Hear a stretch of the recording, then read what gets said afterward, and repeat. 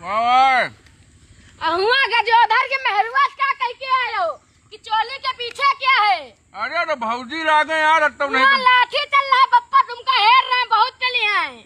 सही हाँ, उनसे कह के आए चोली के पीछे क्या है? अरे हम कहा जानी भौजी नहीं यार, कुछ राय नहीं है। बेटी है कि शायद यहाँ बन जाओ, पहले तो जाओ घर में जाएगा संजा घरे ना नहीं, बहुत चली है गाँव के लौंडा छिनरई करे बैठे।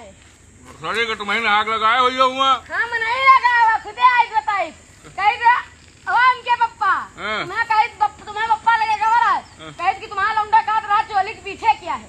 अरे तो वो गाना है यार भौजी यही। बहन तुमका गाना तो नहीं है, चोली के पीछे क्या है? जाओ तो कहाँ जाई चले जाई बुआ क्या काट? हम नहीं जाने तो कहूँ जाओ, हमसे नहीं मतलब। तो ज्यादा लाठी लिए पप्पा ढूंढट का 3 लाठी है, ये पर हड्डी किर रह जाए।